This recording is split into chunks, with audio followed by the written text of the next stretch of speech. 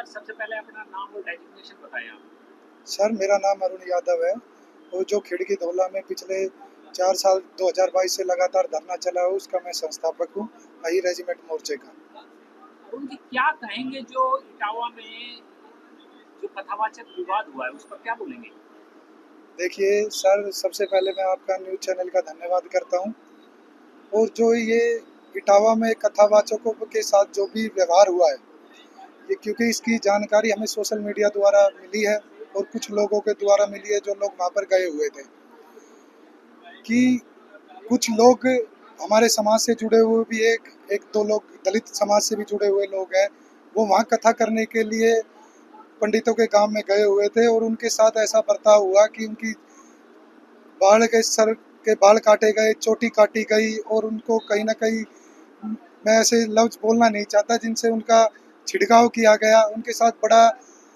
गलत हुआ, जिसकी हम घोर निंदा करते हैं, पूरा समाज घोर निंदा करता है और हम मांग करते हैं कि उन पर जल्द से जल्द बड़ी कार्रवाई की जाए। जो विवाद हुआ क्या वो सही हुआ? क्या उनके साथ कथावाचक के साथ जो हुआ सही हुआ? क्या कहेंगे इस पर? देखिए सर, हमें जैसे सोशल मीडिया के माध्यम से पता चल रहा है, आज अब दूसरे पक्ष की तरफ से भी बयान आ रहे हैं, तो हमारा कहना ये है कि हमें इस बात को सोचना चाहिए कि हमें किसी हिसाब का कानून अपने हाथों में नहीं लेना चाहिए। और आज के समय में 2025 में नए भारत में ये चीज़ें नहीं होनी चाहिए। क्योंकि मैं आपको एक एग्जांपल देता हूँ कि हम अही रेजिमेंट धरने पे बैठे हुए हैं, और जब हमने इस अही रेजिमेंट धरने की शुरुआत की तो एक बिहार से एक गरीब पंडित का बेटा था जो हमारे पास यहाँ आया। उन्होंने आके, हमने पूछा भाई आप कहाँ से रहने वाले हो, कहाँ के, तो उन्होंने कहा कि भाई मैं यादव समाज से हूँ और मैं बिहार से हूँ। तो हम लोगों ने उनको, भाई आप अच्छे तरीके से रहो, यहाँ जो भी आपकी चीज़ की ज़रूरत पड़े तो आप बताना। उन्होंने कहा जी मैं गरीब आदमी हूँ, मेरे को कहीं रोज़गार चाहिए। तो हमारे यहाँ बहुत से लोग आके बैठते हैं, तो उन्होंने उनको रोज़गार दिया। अब जैसे हमें 15-20 दिन 25 दिन पहले पता चला कि भाई आगे उनका आधार कार्ड, वो किसी चीज़ के लिए किसी को आधार कार्ड दे, किसी ने बताया कि ये यादव नहीं है, ये शर्मा जी है। तो मैंने उस लड़के को बुलाया, मैंने कहा कि भाई आप लोग को ये चीज़ छुपाने की जरूरत कहाँ थी, आप बता देते। आप चाहे किसी समाज से, किसी जाति से, किसी धर्म से है, आप लोग हमारे पास आए हेल्प मांगने के लिए, समाज का धरना चला, हमारा काम है आपका आपका हेल्प करना। हमने उनकी फिर हेल्प की और मैंने उनको समझाया कभी ऐसा नहीं होना चाहिए कि आप लोग जाति धर्म छुपा के कहीं भी कोई ऐसा काम करे। और कोई चीज़ छुपाई भी गई तो हमारा दायित्व ये बनता है, कोई चीज़ हमें गलत लग रही है तो हम पुलिस को बुलाए, पुलिस प्रशासन को बुलाए, ना कि उसका मुंडन कराए, उससे मारपीट करे, उससे नाक रगड़ाए। अगर किसी के बाल काटने, चोटी काटनी, मुंडन करे, एक किस्म की हत्या है। और उससे उसकी बात नहीं, उससे एक पूरे समाज के अंदर ये मैसेज गया कि गलत हो रहा है, कि आज के समय में भी ये चीजें एक शोभा नहीं देती। अहिर रेजिमेंट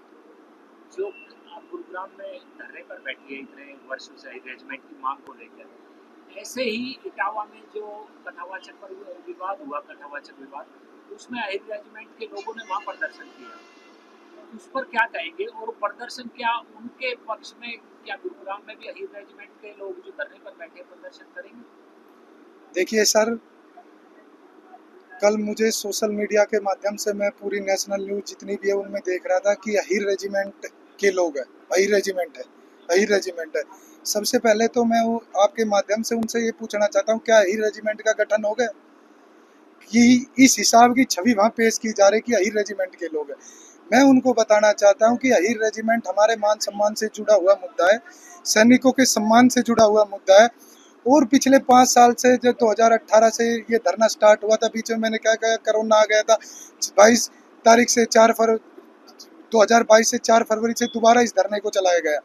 और इस धरने पर तकरीबन 10 लाख से 15 लाख लोग आ चुके हैं अब तक। और बड़े बड़े प्रोग्राम, प्रोटेस्ट यहाँ पर हुए,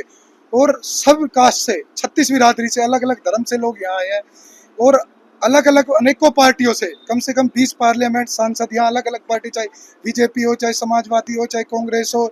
और कम से कम 150 एमएलए मंत्री जो सरकार में भी थे, जो विपक्ष के विधायक भी थे, वो लोग यहाँ आए। और आप किसी से आप जाके पता करो, यहाँ नहीं, हमने और भी कई, चाहे राजस्थान जयपुर में हमारी टीम ने किया, चाहे मध्य प्रदेश में, चाहे बिहार में, यूपी में, आप कहीं भी जाके पता करो कि अहिर रेजिमेंट के लोगों ने, सबसे बड़ा तो आपको एग्जांपल मैं इसी धरने का दे देता हूँ जो नेशनल धरना पूरे देश में चल रहा है, कि आज लग किसी समाज से आप पता करो, जाके किसी लोग से पता करो, किसी भाई के ऊपर यहाँ के लोग हैं, अगर कंकरी भी किसी से गलत भी बोला हो तो आप किसी से पता चलो, क्योंकि अहिर रेजिमेंट की लोग ना तो इस चीज़ का समर्थन करते हैं और ना इस लोग के, ना जो अहिर रेजिमेंट से जुड़े लोग हैं ना ऐसी शिक्षा देते हैं और ना अहिर रेजिमेंट से जुड़े लोग ये कार्य करेंगे। क्योंकि आप देखो इस धरने पर, जब से इस धरने की शुरुआत हुई तो हमारे समाज ने एक फैसला लिया था कि यहाँ पे जो हुक्का, जो हमारे हरियाणा में बोलता है, जो एक पंचायती तौर पे एक हुक्का चलता है, पानी चलता है, हुक्का पानी, तो एक हुक्का धरा हुआ है, 2 हुक्के धरे, उसमें हमें पूरी 36 बिरादरी के लोग उसी हुक्के में हुक्का पीते हैं, उसी जग से हम पानी पीते हैं, कि हम समाज के अंदर एक अच्छा मैसेज दे सके कि हमारे अंदर कोई छोटा कोई बड़ा नहीं है, हम सब इंसानियत है, इंसान है, सब लोगों को मिलजुल कर रहना चाहिए, इस भारत माता की रक्षा करनी चाहिए, भारत माता को आगे बढ़ाना चाहिए। जो भी प्रोटेस्ट करके जो लोगों ने वहाँ इटावा के अंदर प्रोटेस्ट किया है और जिस हिसाब से मीडिया में, न्यूज एंकर में, सरकार के द्वारा ये चीज़ें चलाई जा रही कि अहिर रेजिमेंट से जुड़े लोग हैं, तो मैं ये बताना आपको स्पष्ट कर देता हूँ कि कहीं ना कहीं मैं खुद कई बार इन चीज़ों में गया हुआ हूँ। अहिर रेजिमेंट के लिए हम राजस्थान भी गए, मध्य प्रदेश भी गए, बिहार भी गए, कई बार मैं यूपी भी गया हूँ। तो कहीं ना कहीं यूपी के अंदर, उत्तर प्रदेश के अंदर कि शांतिपूर्वक भी धरने के लिए, अहिर रेजिमेंट के प्रोटेस्ट के लिए अगर कोई परमिशन मांगने के लिए जाता न था ना, तो उस पे उन लोगों के ऊपर भी मुकदमे बना दिए जाते थे। अगर आप कहते हो तो मैं आपको 50-100 लोग ऐसे बुला के मैं दिखा देता हूँ, जिनका खुद एक दरोगा जी से मेरी बात हुई, जिन्होंने पहले कहा कि हम परमिशन देते, कि जब बात की तो उन्होंने कही कि हम परमिशन नहीं दे सकते और रात को लोगों को अरेस्ट करिए। ये शाजापुर की घटना है और हमारे लोग यहाँ से गए, फिर उनको छुटवाया। तो ये चीज़, आज लोकतंत्र देश में सबका अधिकार है प्रोटेस्ट करने का, अपनी मांग करने का, पर जिस हिसाब से अहिर रेजिमेंट को बदनाम किया जा रहा है, मैं मानना ये है कि जिन लोगों ने भी अराजकता की है, किसी के गांव में घुसने की प्रयास किया है, किसी समाज में आपस में लड़ाई करवाने का प्रयास किया है, जाति सूचक शब्द बोले या किसी हिसाब का भी होगा, वो अहिर रेजिमेंट से जुड़े लोग नहीं हो सकते। अहिर रेजिमेंट से जो भी जुड़े लोग हैं, जो प्रोटेस्ट करने के लिए गए होंगे, इतना हमें पूर्ण विश्वास है कि वो शांतिपूर्वक तरीके से अपना प्रोटेस्ट कर रहे होंगे। और हमारी साथ, आपके न्यूज एंकर से, आपके साथ साथ हमारी मांग है सरकार से कि कल से हमारे पास काफ़ी फ़ोन आ चुके हैं और भी समाज से फ़ोन आ रहे हैं कि अब लोगों को परेशान किया जा रहा है। अहिर रेजिमेंट के जो भी लोग हैं या कोई वैसे जुड़े हो, उन पे झूठे मुकदमे लिखे जा रहे हैं और कई लोगों की अरेस्टिंग होगी। तो हमारी सरकार से मांग है कि जांच करके जिन लोगों ने अराजकता की है, तोड़फोड़ किया, आप उन पे कार्रवाई करो, वरना झूठा किसी पे कार्रवाई करना ये उचित नहीं होगा। इसकी हम विरोध करेंगे पुरजोर तरीके से। और जो लोगों ने ऐसे झूठे किसी पे दबाव बना के जेल में बंद करके प्रोटेस्ट करना, तो ये चीज़ें गलत है, इसका हम विरोध करेंगे और जरूरत पड़ी तो इसके खिलाफ हम आंदोलन भी करेंगे। जिन लोगों ने किया, आप कार्रवाई करो, हम आपके साथ हैं। इटावा में जो कथावाचक विवाद हुआ, क्या कहेंगे उस पर, और जो उन्होंने कथावाचक ने अपनी पहचान छुपाई, उस पर क्या बोलेंगे? देखिए, कथावाचक ने अपनी पहचान छुपाई, मैं मानता हूँ, ठीक है। जैसे दूसरा पक्ष का हमने मीडिया के माध्यम से पता किया, कुछ लोग गए थे 1-2 दिन पहले, उन्होंने जैसे भी वहाँ उन लोगों से मिले, उनसे बात की, तो ठीक है। अगर उसने कोई गलती, कथावाचक ने कोई गलती की थी, तो आप लोग पुलिस को बुलाते, अरेस्ट करवाते, कोई चीज़ आपको गलत लग रही थी, प्रशासन को बुलाते। कोई भी कानून हाथ में लेने का किसी का अधिकार नहीं है, और इस हिसाब का कानून लेना कि आप एक कथावाचक को, वो भगवान की के वही तो गा रहा है कि ताकि कुछ भी उद्देश्य कर रहा है, भगवान की, धर्म की उद्देश्य तो कर रहा है, किसी को ऐसे मूत्र से उसके छिड़काव करना, नाक रगड़वानी, चोटी काटना, ये कहाँ का रूल है? ये तो हम किसी तरीके से इसको स्वीकार नहीं कर सकते और इसका पुरजोर तरीके से इसका विरोध करेंगे और हमारी सरकार से मांगे कि जल्द से जल्द उन पर कार्रवाई हो।